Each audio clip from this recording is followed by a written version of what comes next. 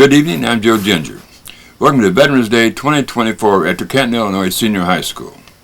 The school provided breakfast and had students assist the veterans in any way possible.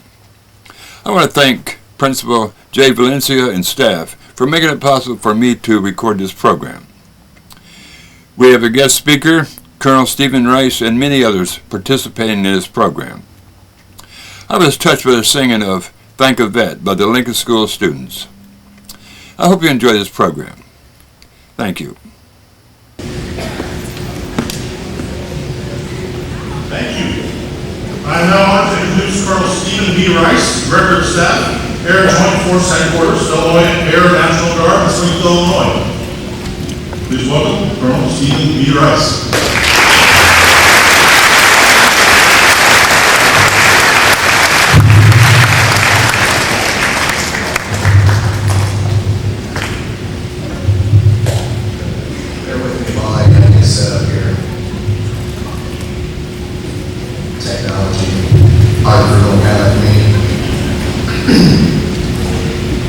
Good morning, students, faculty, and staff, and most importantly today, my fellow veterans. It's a true honor to be standing here before you today as we commemorate Veterans Day, a day dedicated to remembering and honoring those who have served our country. My name is Colonel Stephen Rice, and I've been proud to serve in the military for just over 38 years. 14 years enlisted as an airman and an NCO, and 24 years as an officer. As I share my story with you, I hope you gain a deeper understanding of the commitment and sacrifices that veterans make every day, as well as the importance of this day in our history. In 1985, I was 17 years old and a senior in high school.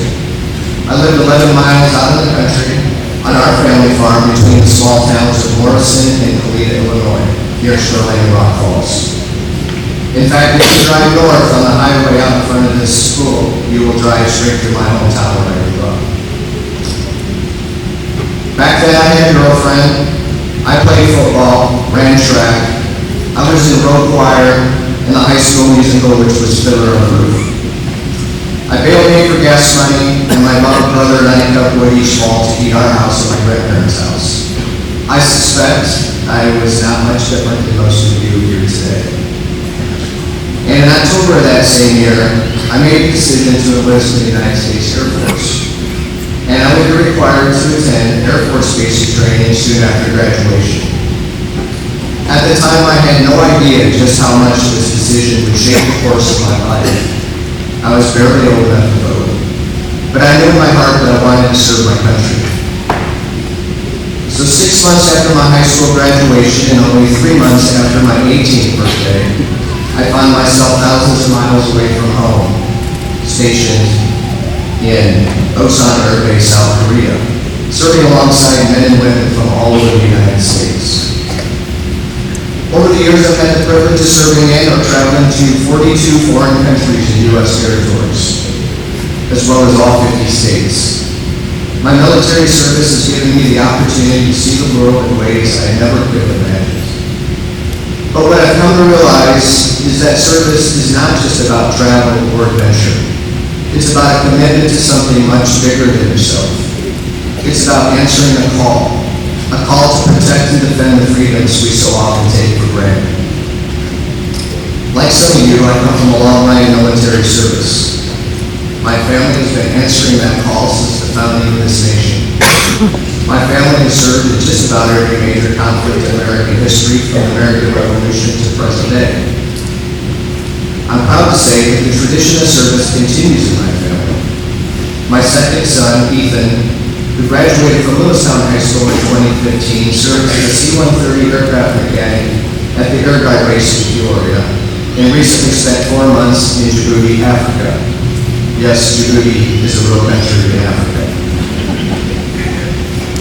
My nephew, a brand new Marine, is stationed in Okinawa, Japan, continuing our family's legacy of service.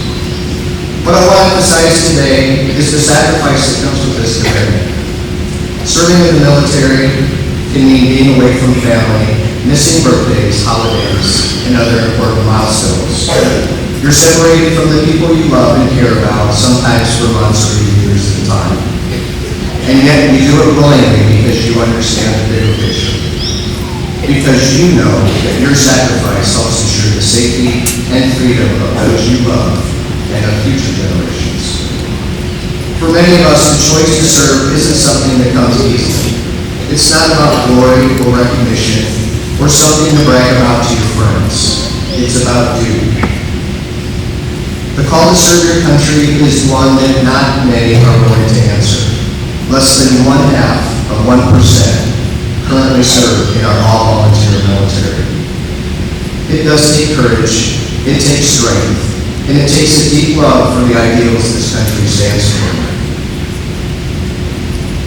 The commitment of service members, past and present, is not just about fighting in wars or conflicts. In fact, despite what you see on TV and in the movies, it's mostly about the day-to-day work they do in peacetime that protects our nation. Whether they're deployed overseas, stationed stateside, or serving in the National Guard as I am right now here close to home, service members are constantly prepared to step into harm's way if it means defending the values we hold dear. This includes everything from providing disaster relief, securing our borders, assisting in humanitarian missions, and being ready at a moment's notice to deploy in combat zones. As we move into this holiday season, I encourage you to take a moment and think about the men and women who are away from their families, some just a year or two older than you, some who you may know, who are stationed at bases all over the world, all with the goal of keeping us safe. I want you to think about the sacrifices they make, not just for us, but for future generations.